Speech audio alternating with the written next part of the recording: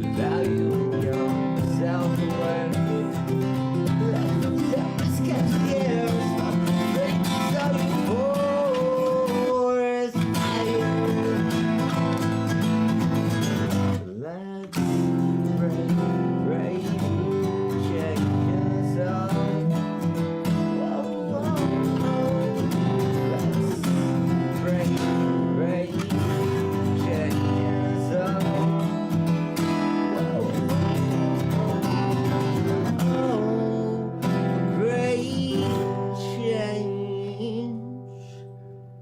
For us all.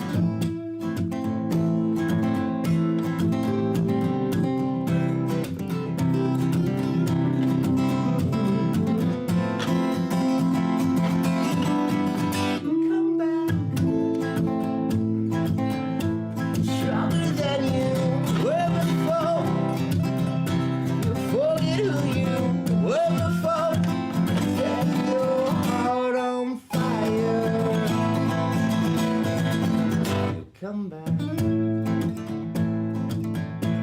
stronger than you were before. You grow some tougher skin and begin to float on. Come back,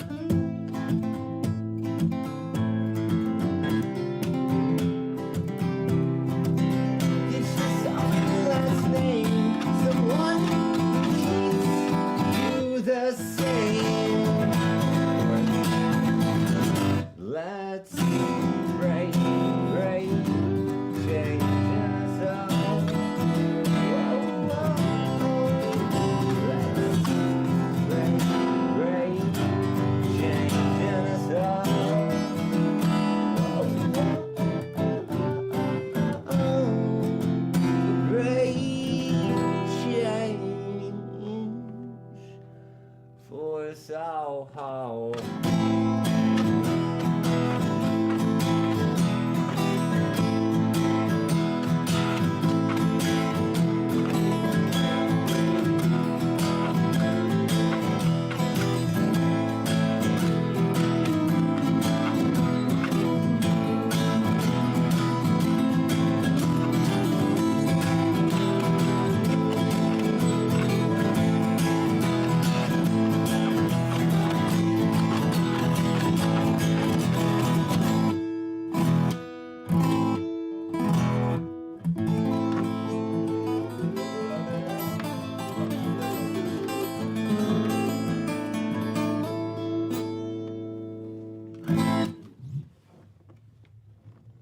Cool, thank you. Awesome.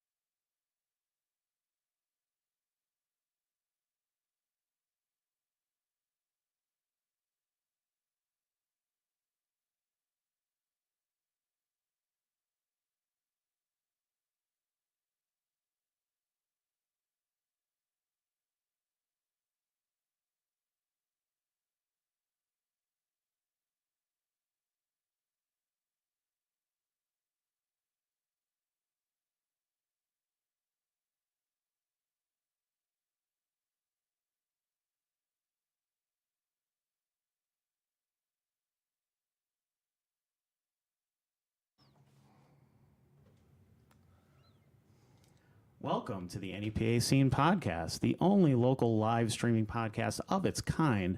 We're coming to you from the Accelerator Building in downtown Wilkes-Barre. I'm Rich Howells. I'm the founder and editor of NEPA Scene.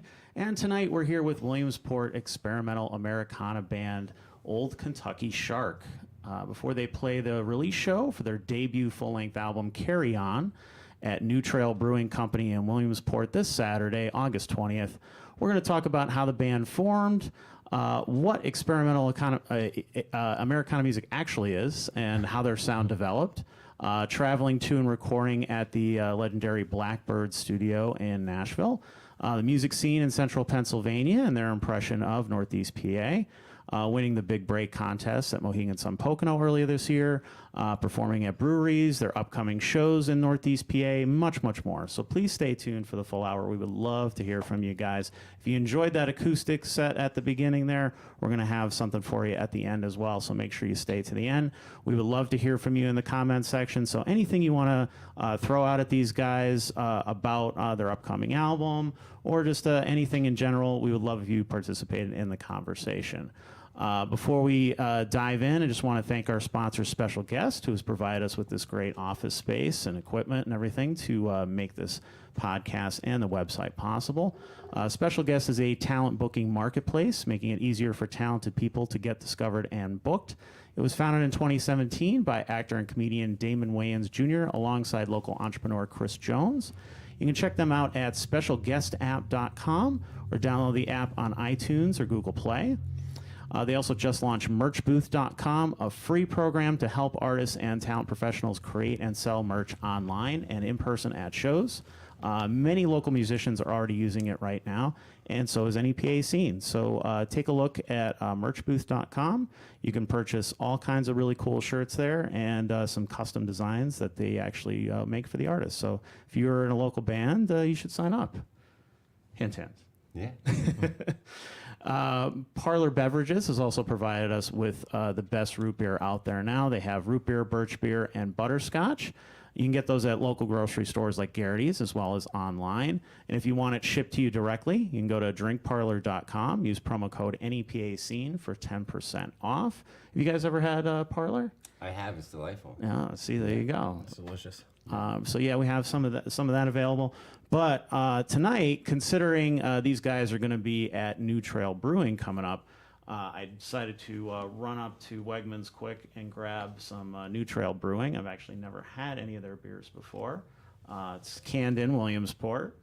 And this is the Belgian-style white ale. What did you guys think of this? Delightful. It's pretty delicious. Yeah, it's refreshing. Yeah, well, it was that or like every single kind of IPA possible. So it's nice to have something that is an IPA, you know? Yeah, exactly. Like I like all styles. I'm not going to discriminate, but sometimes you just kind of like get sick of them because there's just so many of that kind around here, or like in the craft beer world in general. Really, I think there's just so many. So like, it's nice to. I was torn between this and the porter, but I was like, no, it's still summer. Yeah. Not ready for the dark beers yet. This is perfect. Definitely not ready for the pumpkin beers that they had like 10 million of either. You know, and I like the pumpkin beers, but I don't want to see them until like I agree. October. It's a time and a place for everything. Right, exactly. Sure. So yeah, New Trail Brewing. If you want to sponsor us, we'd be happy to drink your beer all the time on here. So thank you guys for driving all the way down from Williamsport. We appreciate that. Thank you for having us. Yeah, absolutely. So Joe and Dylan, what got you interested in music originally? What made you first pick up an instrument? I think we've both been playing since we were kids, 17, 18, or 16, whatever it may be. I think I got a guitar for Christmas one year, and it just sat in the corner of the room, and I covered it in like fucking Green Day stickers, and I was like, I'm gonna learn how to play that thing. And then eventually I did, and I started a punk rock band, and yeah, I think Dylan also kind of grew up on punk rock and playing guitar. But Yep. I mean, what made me get into guitar, though, is I got the Albert Hall Experience album from Jimi Hendrix. Nice. When I was like 12, 13 years old, and I listened to the whole thing like I'm gonna back. play that thing. Yeah, I'm going to play the guitar. yeah. So tell us about some of those earlier bands. You were in Moxie and Rebel, which I do was remember. in a bunch of bands. So I was in a band called Haley growing up, and then I played bass in that band actually, and then that broke up, and I was kind of devastated, and I'm like, shit, what do I do? So I started a rock and roll band with some of my best friends, and then that had a good 10-year run. Moxie and Rebel did, and then after that disband. I actually had a bunch of solo stuff, and I started writing a bunch of material and putting stuff out in SoundCloud. And then at the same time, I had met Dylan, and he had moved here from Colorado. And we'd met and started linking up, and we started playing like stoner metal and doom metal and just having fun.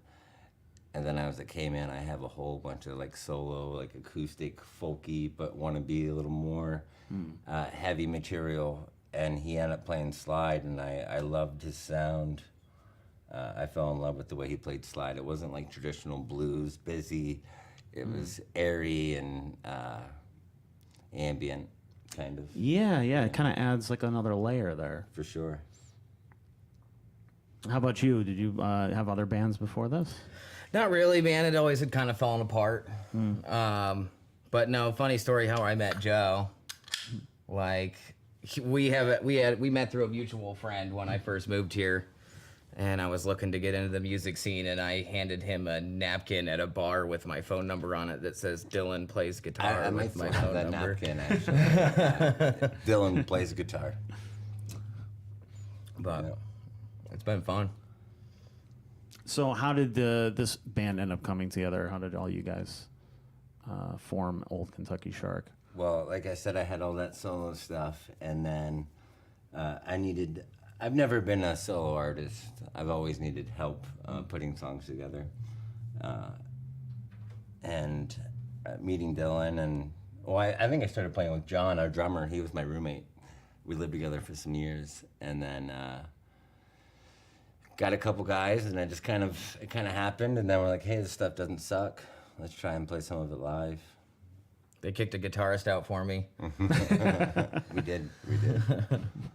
Hope you're not watching, Mike. Sorry. Yeah.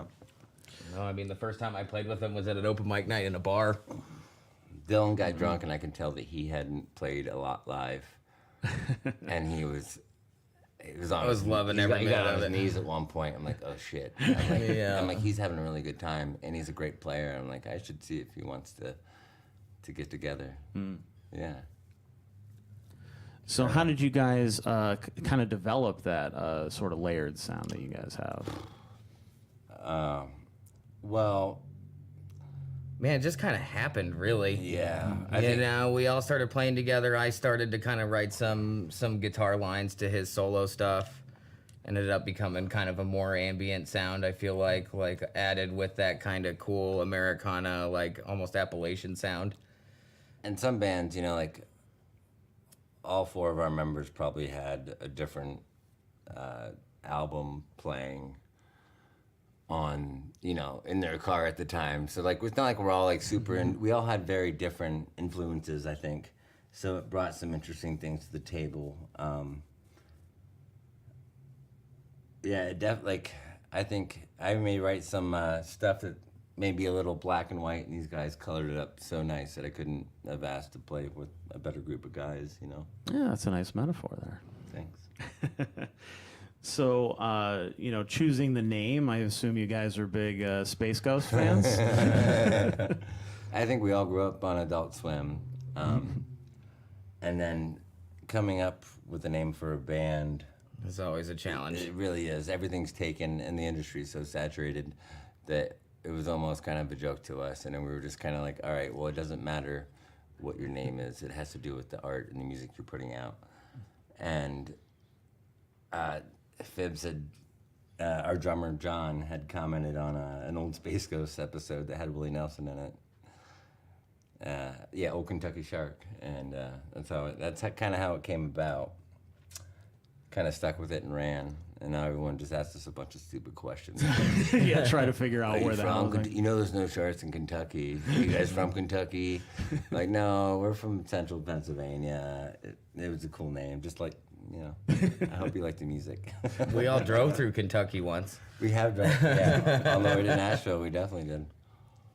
So as unique as that name is, there is apparently another Old Kentucky Shark in Indiana. In Indiana, yes. Of all And so places. we've kind of had some Facebook wars with Did you them. do your own research on this? Did you? I did lots of research. Okay, so They're a drinking band with a country problem. yeah, and their slogan is way better than ours could ever be. Yeah, a drinking band with a country With a problem. country problem. We're not so country, but that's a fucking super cool slogan. I'm like, Yeah. man. Anyways, there's been some pretty funny Facebook messages between us and this other old Kentucky Shark. So I think since we tried to put our album out as fast as we could, just to claim rights. So if you're watching, we have the rights. Old Kentucky Shark. Don't even think about it. But yeah, I mean, they kind of laid out they a were hilarious, competition, and man. some Like, of may the the best messages have man, been- may the best band win is Yeah. kind of what they said. yeah. Well, I think if obviously you guys either have to fight to the death, or if that's a little too violent, maybe you guys can figure out who can get their song into Shark Week faster. That I think would declare you officially the Shark Band. Well, we have to write a scary song. I mean, you don't see if they're a country band, you don't see a shark coming up on Shark Week and like Right. a country song like Garth Brooks playing. I got friends. No, it'd probably be more dark and ominous. Like I'm gonna die. Right. So right. we should yeah. write a scary song and then maybe submit it to Discovery and see if they'll do it for free. Yeah, worth a shot. So you guys formed in 2019? Yeah, Yep. 19. Yeah. That So makes we all sense. know what happened after that in 2020. So Yeah. how did you guys handle that? Because you're obviously a fairly new band at that point. Talking so about 'cause of COVID? yeah, with the COVID and the lockdowns and all that kind of stuff. Did We you wrote guys a kind of? lot of music. Yeah, it was Okay. great for us. Well, it wasn't great for our first EP release because we dropped it and we couldn't do like a CD release show and all that stuff. So the timing wasn't great, but it helped us as a band grow together because we just did nothing but Practice twice a week. practice and hang out together. I mean, this whole album probably spawned from COVID, to be honest with you. Oh, so this one as well. So tell us a little bit about the first EP is Bottom of the Barrel, and so what was on your guys' minds at the time? Like what inspired those songs? Well, those were most, like I said earlier, those were most of the ones. You like that I solo had- stuff? Yeah, that's like the first. That was our demos, but it pretty much was just stuff that these guys put full band music minus I think a song or two on it.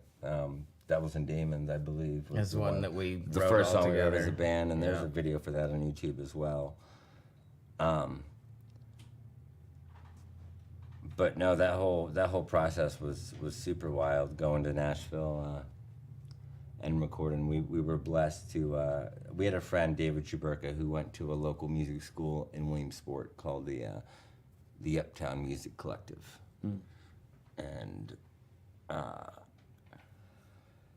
he was great. I worked with him in a music store locally, and he was a great guy. Anyways, he had went to school at Blackbird and got an internship there. So a band like us probably couldn't afford a multi-million-dollar studio owned by Right.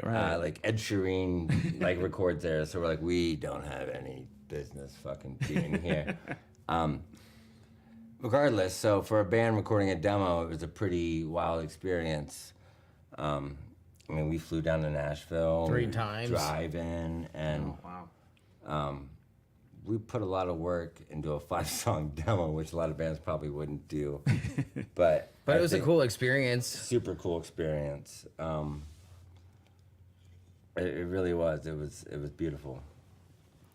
I wouldn't trade anything for the world. That room with the ceiling that raises and lowers was pretty cool, There's, man. I mean, just the science behind that kind of studio, the caliber, it was wild. And it's huge, man. They have so many different studios in there. We were in three different studios within the studio. Wow. But no, that was a very we were blessed to be there, and that was a very cool situation.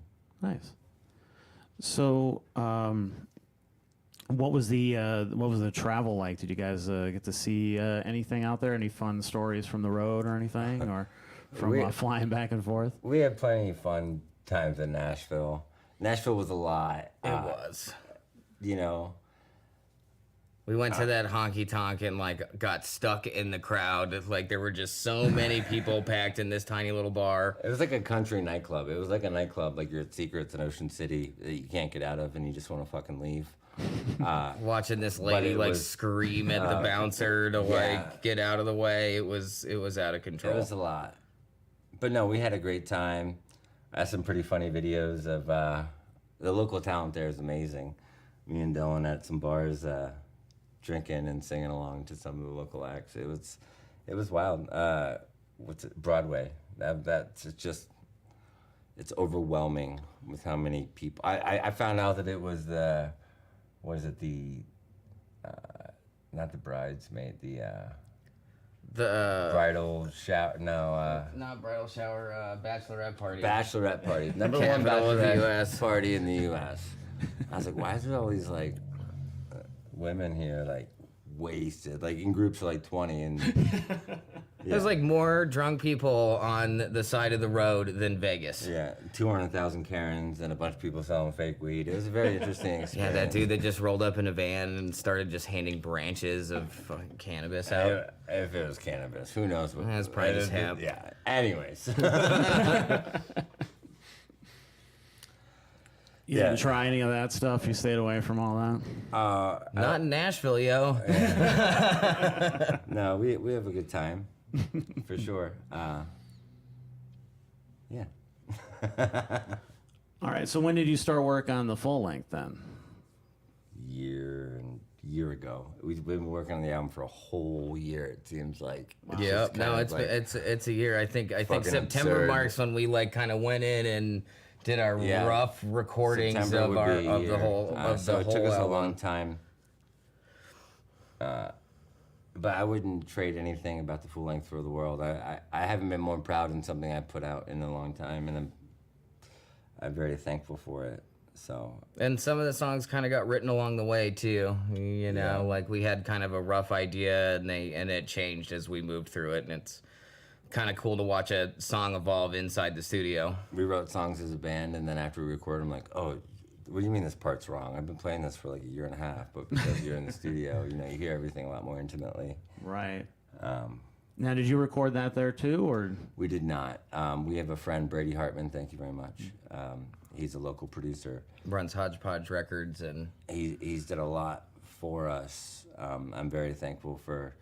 He actually ended up doing the final mixes on the first EP as well. But he's kind of been like a local guy who's done a lot. He does some of our social media, and I'm very thankful to have him help us out along the way as a producer. does a lot for the local music scene in Williamsport. Yeah. So, well, let's talk about him for a minute, because you've done some music videos with him as well. He's done all of our All of them. Yeah. You get a friend that's good with a camera and a microphone, you're like, I need you to be in my life. You need those people You sure do. in a music scene for sure. So, tell us a little bit about Hodgepodge Records. Like, who are they? What do they do? It's Brady in a basement with a studio room. Yeah, he Okay. did a couple bands out of Williamsport, and he does a lot of videography. He's done some stuff for Francesco Mark's band, and he was in a band called Never Do Anythings. And he did some videos for Cast and the Bailout Crew. He does a lot and he does commercials. He does a lot, and I think the only thing that I would change about our experience with him was being so close with him, like the lackadaisical environment that you create. Like, oh, I got time to finish this song on this album. So there was no sense of urgency. It wasn't like, it wasn't that. I mean, it's. At the same time, though, it was nice to have somebody to work with our schedules. Yeah, it made everyone else in the band comfortable to play. You know, I can tell you, so our drummer, first off, when we went to Nashville, like I said, multi-million-dollar studio, Right. He wasn't used to recording a lot. He did a little bit in Maryland before. But he wasn't used to, I guess, recording and under pressure, under the gun, with click track. And so it was hard for him to adjust to something like that, where Brady, we kind of created our environment at the studio and where we were at. So it's a little more comfortable. Absolutely. Now, did that vibe play into these songs at all? What's that? Did that kind of vibe play into these songs at all? It did with the end production, because when you're under the gun with, with time and money, you kind of, I think it enabled us to be more creative with the album and the ending production stages. The comfort, because I could be like, where a lot of other producers like, okay, we've been through this 30 times and we spent a lot of time, like, we could kind of cater to the things the way we wanted to. So what is your songwriting process like? Do you guys like all kind of get together in a room and bang out a song, or are you bringing in different parts and things, or how does that work? Before, I think it was just a lot of songs I wrote, and then after Dylan joined, he started writing his own music, which is also, I think, helped him out as an artist, because like he was always a crazy good guitarist, but like didn't write a lot of his own music until this. And in fact, like this album will be like the first it'll be the first songs that are ever published that I've written. Yeah. Oh, nice. So that's very cool. As far as writing, we do work together, but a lot of times we'll bring an idea to the band, and then it comes to life. Lyrics are usually done by JoJo or me. Yeah. And then the riff gets played, and the rest kind of becomes what it is. So in terms of musical inspiration, what are you writing about? What are you thinking about? Oh man, the gravity of life and how heavy shit is for everybody, and I guess I write a lot about the battles that everybody fights and how, we all go through it, and that I guess ultimately everything will be okay or it won't. I don't know. Sometimes you write a lot of sad songs in like happy keys, and that's kind of weird. Like some of my favorite bands did the same kind of manner, like Saves the Day, back when I used to listen to like pop punk and stuff. Like they always wrote the most fucked up lyrics with the happiest melodies, and like this guy's talking about hanging himself in like chord G major, like, like it was.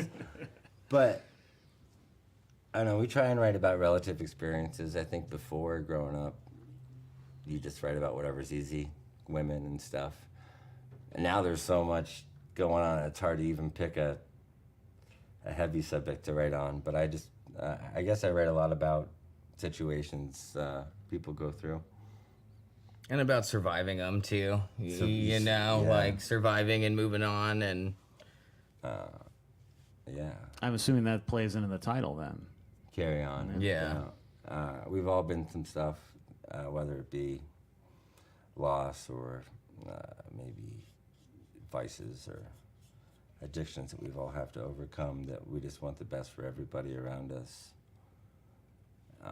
including my friends. And I could only hope that a song that I write could help one person through a terrible time. That's a pretty heavy thing in its own. Only because that's what music did for me. If there wasn't someone to talk to, or an ear to listen, music was always what got me through every terrible thing in my life, everything. So I could only hope that if I could influence one person to be better, or convince them that everything's okay, then it's worth it. I don't know. Well, I think all artists like to hear those kinds of things from people. What kind of reactions do you get from when you're playing shows? We don't hear a lot back. We don't ask a lot. I don't know. Occasionally we get somebody who comes up to a song and just goes, "Man, like I really like that song." All of our friends are super supportive, and awesome kind of critiques. They do a good job of being like, "I didn't really like that part," or "I like that part." They're not afraid to tell you. They're not afraid to tell us, man. Sure. They're honest. That's like kind of the best friends you could hope for. Yeah. But no, like JoJo said, we don't get a whole lot. People clap, people cheer. People talk about the emotion we show on stage, but that's because that's our release throughout our crazy lives. Playing music is that 2 hours of unadulterated energy that we can just give you. And it's funny though, because sometimes it's not about other people. Sometimes it's about us on that stage. Like, that sounds super selfish as a band, but sometimes it's about us, getting it out ourselves. Yeah. You know, if like, they clap, cool. If not, whatever. I don't care. That felt good for me. I got mine. Yeah. Well, you guys got some great reactions at the Big Break. I saw you guys at Finnegan's, and then the finals at Mohegan Sun Pocono. Yeah. It was a lot of fun. That was great. No, the Big Break was great for us. We've got a lot of connections out of the northeastern PA area. Some shows, and EL and everybody there has been super good to us. And we should hopefully be doing a music video with them soon. Yeah, we've been. Yeah, and then we're a bit behind the 8 ball on that, but we've been very busy finishing this album and dealing with life as it goes for everybody. So Sure. Well, let's talk about some of your favorite tracks on this album. There's 12 songs. So is there ones that particularly stand out to you? Oh, I got a lot of them. Yeah, Head in the Clouds and Susquehanna Chill has been no one knows the names of these songs yet, but I'm proud of the whole album as a whole. We took a lot of time. Brady took a lot of time with our transitions, so the whole album kind of flows together, and in a way that I've always wanted to, in a sense where the tracks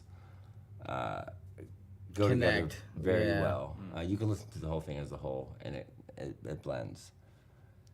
But I don't know, picking favorite songs is I'm really proud of all the songs. The couple songs we did as singles is Lucky and Coping. Everyone kind of started to resent Lucky just because we wrote it. We wrote it for we wrote it and we did it on the Big Break, and we played it over and over and over again. Record it. Yeah. So then we had to do a music video for the Big Break, and you do and it's kind of one of our poppiest songs. 20 times. Right. And then I think our drummer really loves the song because he played it so much. But I don't know, coping means a lot to me personally, just because it has to deal with loss and how people overcome that. Well, it's definitely something everybody's felt the last couple of years, for sure. Yeah, for sure. I lost my mother to COVID and all that shit. Oh, so man, it's been, I'm sorry to hear that. It's been extra heavy, and that song plays a role into how people just overcome those terrible situations. So this is really very therapeutic for you then. Absolutely. It's one of the few things that I have that allows me to get out that release. Mm-hmm. And of course, I noticed there's a song called "The Force" on there. Is that? He introduces that song every time we play it by, "This is a song about Star Wars." That's one of the few things you can say that people are like, yeah. So you say anything else, people are like, what they say? I don't know. He mumbled. If I say Star Wars, they're just, fuck yeah. It's a badass tune, though.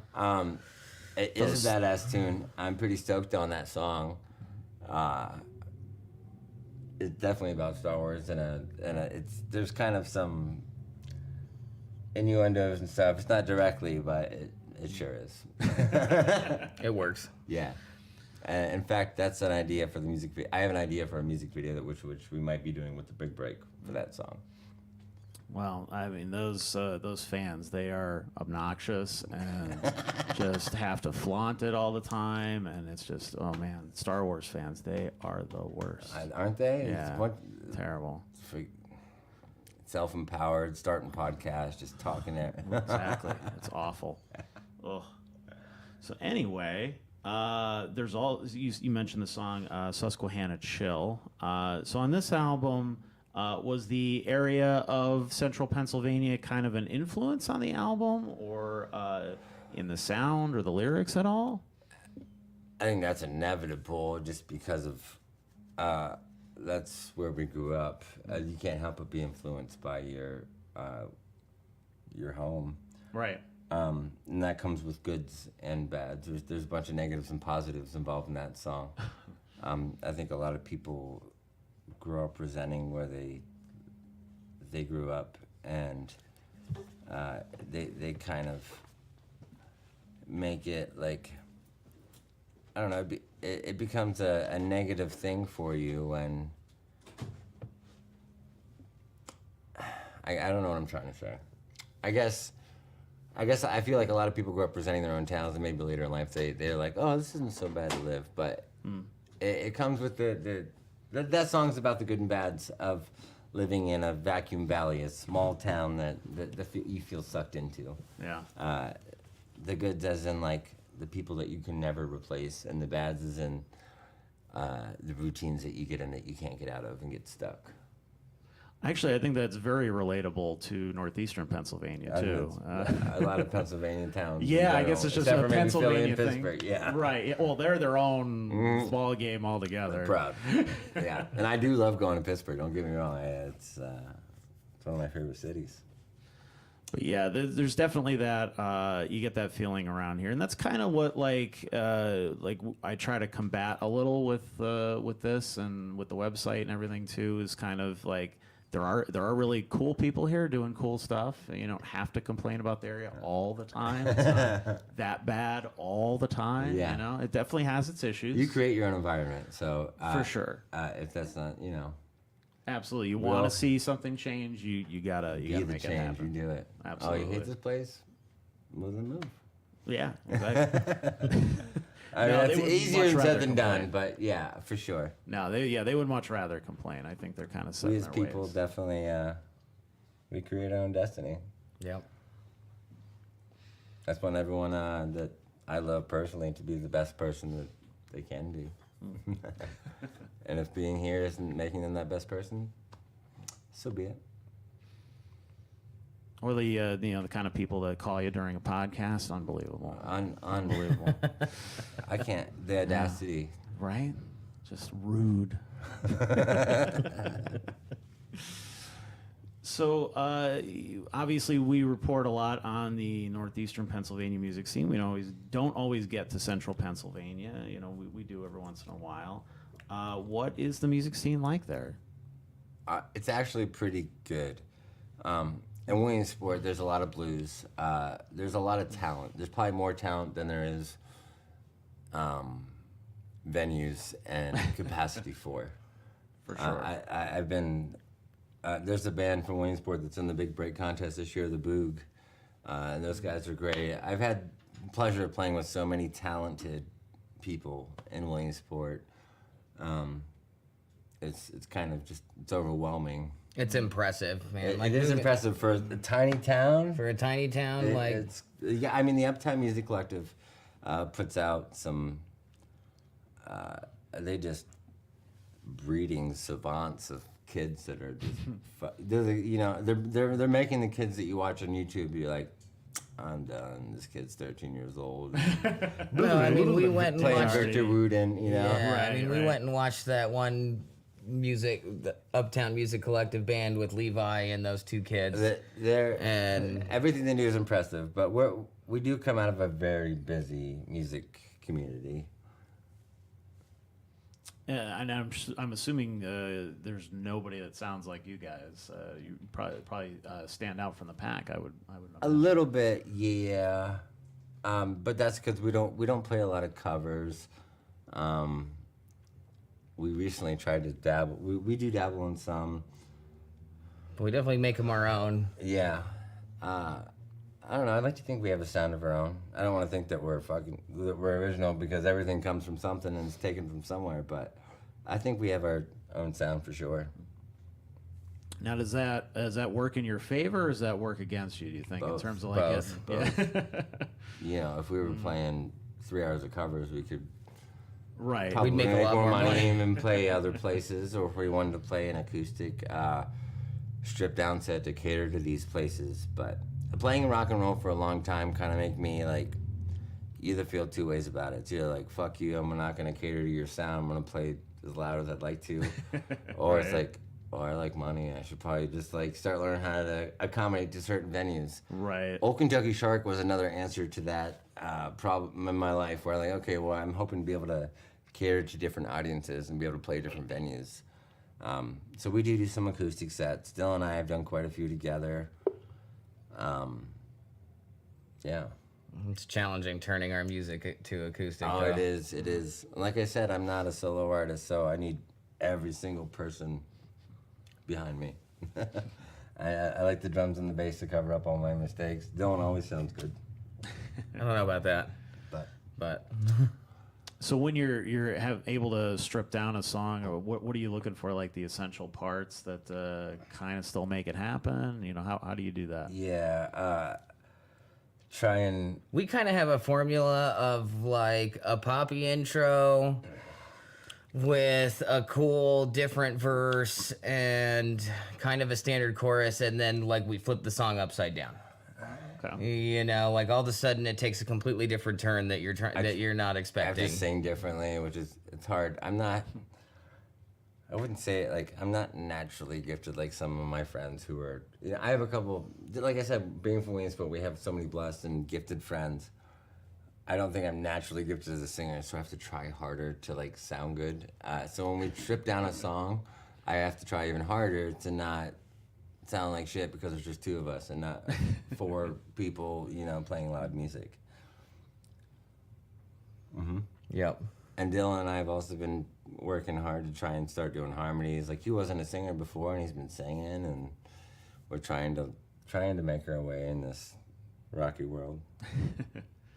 Now, of all those years of other kinds of bands and stuff, does that play into what you guys are doing with this current band at all? For me, it has, only because I developed certain connections. I used to throw a music festival, and I used to do a lot in the music industry, which now I just kind of want to play it more than I used to be involved in it as far as booking and stuff. But it has, for me, because it's also helped us get gigs and do other things. So yeah, I guess all my previous connections and bands have played a bit of a role, I guess, in what we do. And with you being the guitarist, I guess I should ask you about your who are your guitar heroes, your influences there? Who are my influences? His influences. My influences? Yeah. Oh, that's kind of tough, man. You know, I'm a big fan of Hendrix. I like Tom Morello. You know, Jerry Garcia is great. You're a big Queens of the Stone Age fan. I'm a big Queens of the Stone Age. You know, Josh Homme has a very interesting style that's different than a lot I've heard. You know, and I can always go for Bob Dylan, man. He wasn't the greatest guitar player, man, but that dude could sure write a song with guitar, and he could tell a story with a guitar too. I have a couple old man favorite bands, like Drive-By Truckers. Like they're my storytelling, like older rock band who I just love. I love. I mean, I'm a big fan of Jason Isbell and Drive-By Truckers, but they're, yeah. I'm not even sure how I got on topic of that, but I love storytelling rock and roll. Is there bands on the bucket list that you guys would love to play with, to share a stage with? There's a million. There really is. I mean, some of my favorite bands, but I don't know. We've been. I don't know. I mean, we shared the stage with Strung Like a Horse, We which played was Strung pretty Like a awesome. Horse. We just played a festival last weekend where we're on the same stage as Leftover Salmon, and We were on the same stage as Jerry Garcia band too at Keepers of the Flame. or that was JGB. Yeah. Yeah. I don't know, but I was inspired by Brand New and some old indie emo rock bands. So obviously I have. I don't know. I don't have a desire to really open up for anyone. I just want someone to appreciate anything that we do. I guess if we have the opportunity to open up for anyone, I would take we'll do it. It's not like I gotta open up for fucking this. Yeah. Please give us an opportunity, and we will play to our top ability. Well, you guys kind of you know, it's always hard for a band to kind of describe themselves and to say, you know, like what they are. So when you say like experimental Americana, I'm sure people are like, what? What does that mean? You know, like, what does that mean to you guys? I think like when I first started the band, I started calling it folk, and everyone was like, "This shit ain't folk." And then I think we had to do something, and like Dylan, like Yeah, somebody something asked us happened, where we like and I was we like, were, "What'd you put it as?" and I said experimental Americana. And I was like, "Perfect." You know, like, and it was funny, man. Me and my girlfriend were like looking up experimental Americana on YouTube and like pop noir and like all of this, and I was like, I think we fit into that one. Yeah. There's That so many word. genres Go and for it. subgenres. Yeah. You know, mainly it was just because of the flip between Carry On from our first EP. Because that EP is Americana through and through. For sure. You know, and then we kind of added some of those elements to, you know, a different kind of sound in Carry On, where Yeah. it like kind of still stuck, but we got a little bit More bit more rocky. indie, rock and roll, Yeah, we sure jammy, did. We sure you did. know. Yep. By the way, I think that would make a good name for a festival. This shit ain't folk. This Fest. shit ain't folk folk. fest. This shit ain't folk. Not your mama's folk. Yeah. You ever decide to, you know, get a festival together, you know, For sure. get that, scratch that itch. There you go. I did that for, yeah. I used to I throw only take like 20% royalties All right, I got from you. that. All right. 20% of zero yes. is. Exactly. That's what musicians make, and that's what entertainment media makes as well, as I can tell you firsthand. So I noticed too, you guys play a lot of breweries. So is that on purpose? No. It's really where our connections lie, man. You know, It like has. Yeah. we know the owner of New Trail. And also, like, when you're talking about rock, we were talking about like venues we play earlier and the reasons why we play them. Like, they can only accommodate to us being a little bit louder and us bringing like 100 people or whatever it may be, opposed to us playing some bars that they can't really accommodate. It seems like a lot of breweries now have outside areas. Yeah. And I just feel like it was more appropriate for our band of our caliber. We do play a lot. It does seem like we play a lot of breweries, but it just it worked out that way. Are those kinds of shows different from like your typical venue show, or do you approach them differently? Not really. No, I don't think so. Except that there's No. just a lot of beer ready to go, like maybe even more than you would find at a I typical mean, venue. We'll get ours in regardless of where we're at. It's just, you know, always adjusting to the sound. We actually just played at New Trail about 2 months ago, and we played in their factory for the first time, which was where they staged all their cases of empty aluminum beer cans. Oh, okay. So it was interesting to play, just like the Blue Frog Brewery when we play there. You're always kind of competing with a whole bunch of metal and natural reverberation Right. coming back at you. Oh, so yeah, that's got to be strange. Yeah. A cool looking backdrop, perhaps, but maybe not sound wise. For sure. What kind of beers you guys usually drink? Oh. Miller Lite. He drinks Miller Lite. I'm easy. I am not picky, but I like what I like, and I don't have a set beer. I'm not like, well, I drink this. No, sometimes I like Peronis and Coronas. I don't know. I like a good sour every now and again too. Yeah, good sour is nice. You can only have a couple. Mm-hmm. I like the 10 barrel has the cucumber sour. That's a good one. Should we jump into questions or comments? From Sure. the Sure. Audience here. Sure. So, now's your time, guys. We do have a few I have kind of ready to go here. Let's see. to use the bathroom. Sure, go ahead. All right, I'm gonna leave you like You're gonna Garth, leave me? just like Garth and Well, I'm Wayne's. leaving you after you get back because Like- I got to pee too. Like Wayne, remember in Wayne's World when he left? You guys can switch off. All right. Not cool. Okay, well, let's see. The Big Break says, Old Kentucky Sharks #1 fans right here. So they're big fans of you guys. So you guys got to really like find a whole new audience here in Northeast PA. Yeah, it was awesome, man. That helped us out a lot. We got a lot more, follows and likes on Facebook, and it was just fun.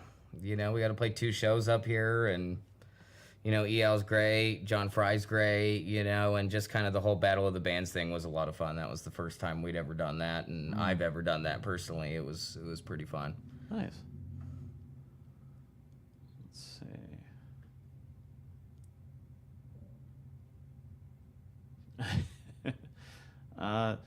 see. So somebody from Facebook asks, is Kentucky old, or is it the Shark that's old? Oh, I mean, I'm the youngest guy in the band right now. And so I think it's Kentucky that's old, not the Shark. Okay. Let's see.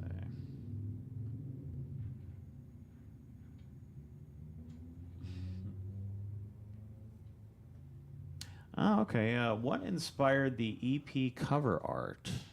That was a friend of JoJo's. He asked her to draw something up, and she's really into drawing insects, and we liked the moth. We actually tried to get a scarab beetle for the Carry On album, and that didn't. Just kind of funny because, scarab beetles move poop around. Carry On, But it ended up not working out, so we went with the current cover. Okay. Let's see what else we got. Freddie says, "You're the man, Joe." Freddie? Yeah, Freddie Fuse. Freddie Fuse. Nice. Brady says, "I made them do so many takes." Assuming referring to the video. Again.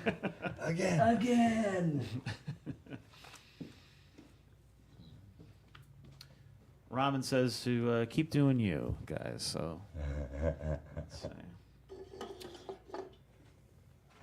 Johnny, who is Johnny Acquinti, who's hosting the big break this season.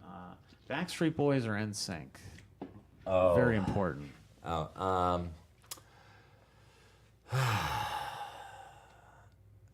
I'm gonna go with NSYNC just because Justin Timberlake is OG. Yep. Nice, good choice. And no, never mind. He wasn't in MacGruber. That was Ryan Phillippe. They just look alike. We were talking about the cover art earlier. That is also a Brady Hartman special. Picture and graphics. he's a one-stop shop guy. Right, man, yeah. So let's see. I think that's everything. So again, guys, if you have any more questions or comments, make sure you leave them in there before we wrap up here.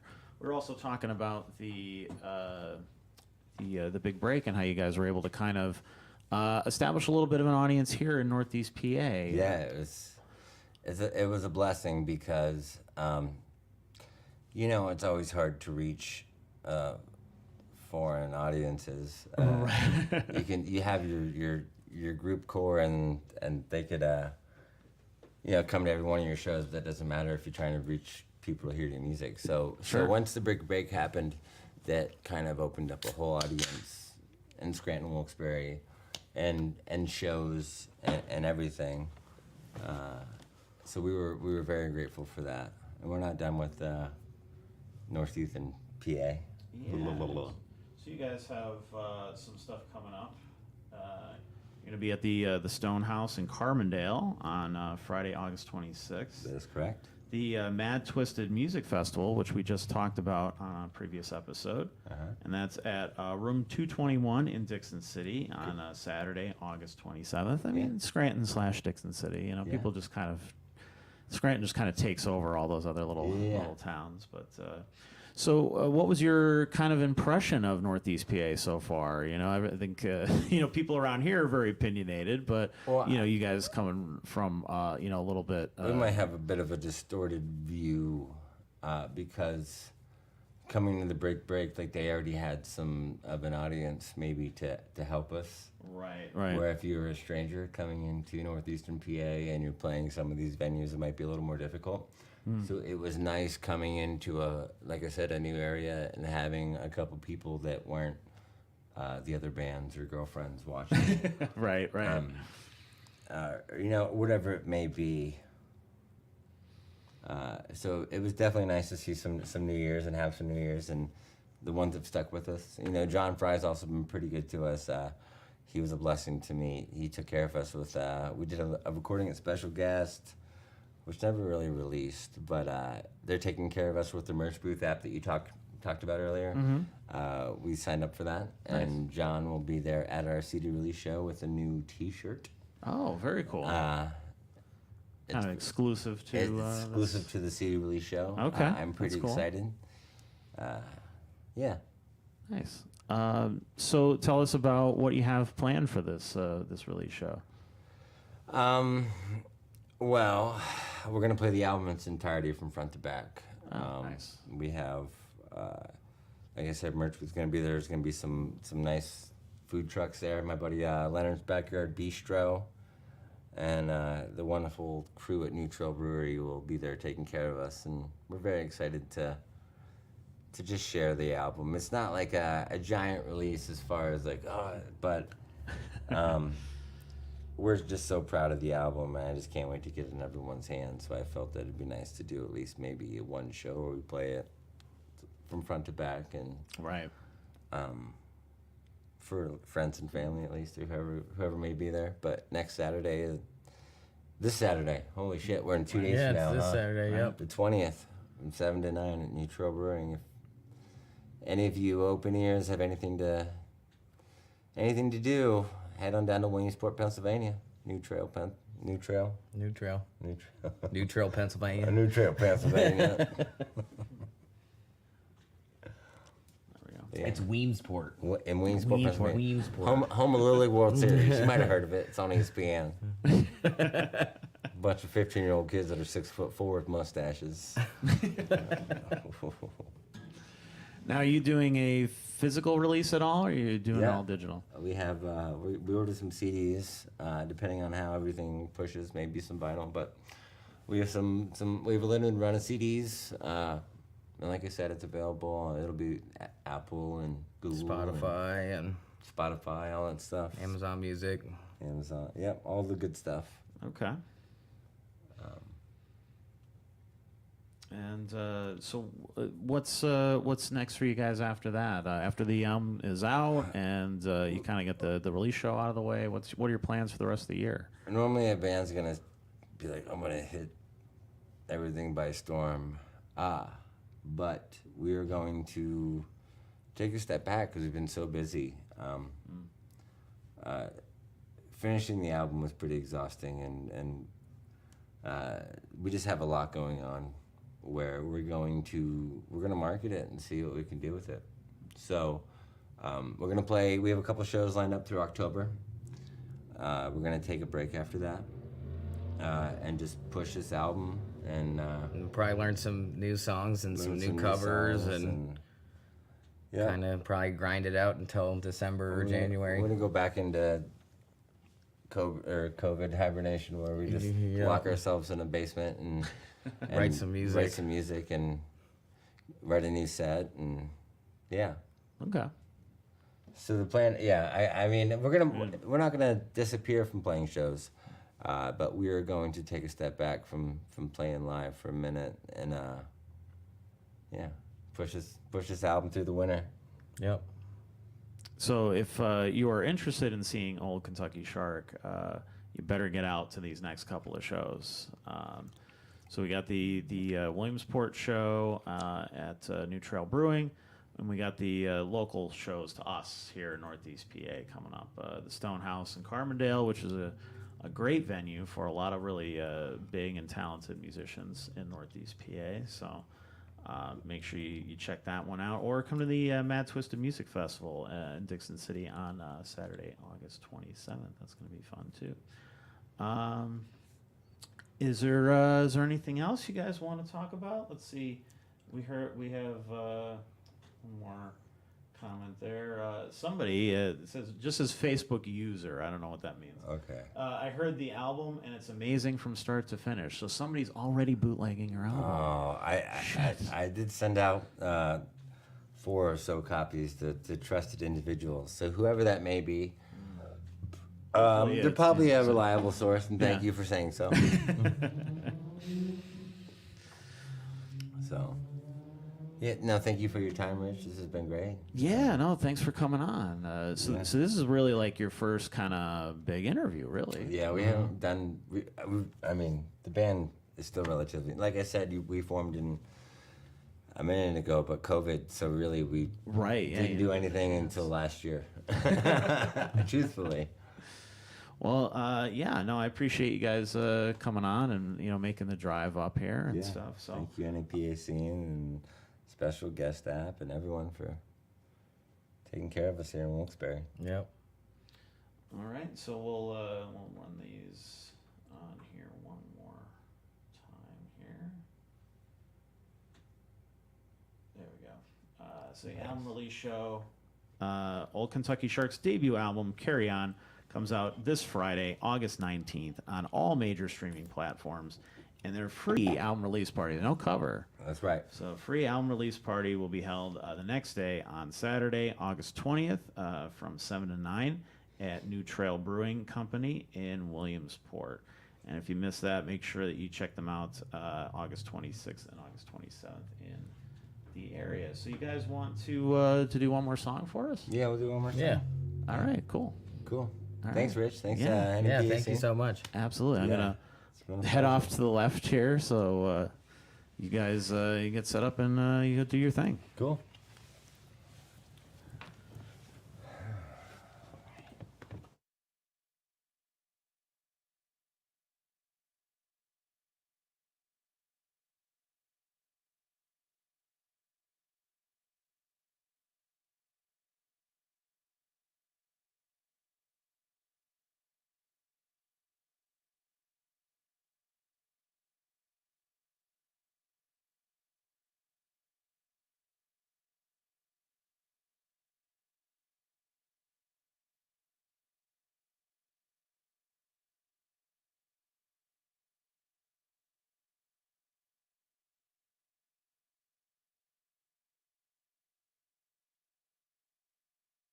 You let us know when we're good, brother. All right, which one do you want to do? We'll do Coping. You do Coping? We're going to do Coping. All right. It's from the new album. There's a single out for it on YouTube. Yeah, I'm very excited to be here. And check out Carry On. It comes out on Friday.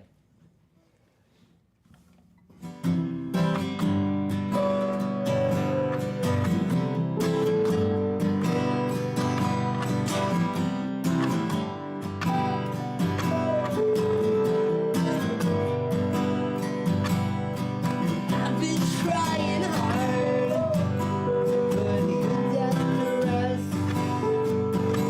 I was stressing out my liver. I put my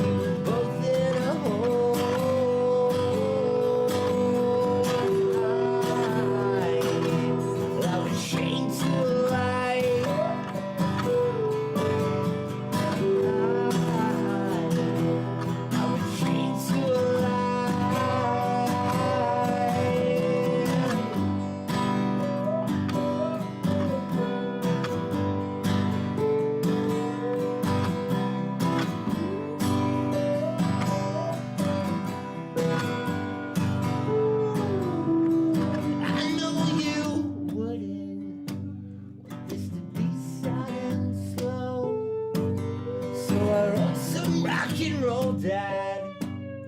Yeah, they help move your soul.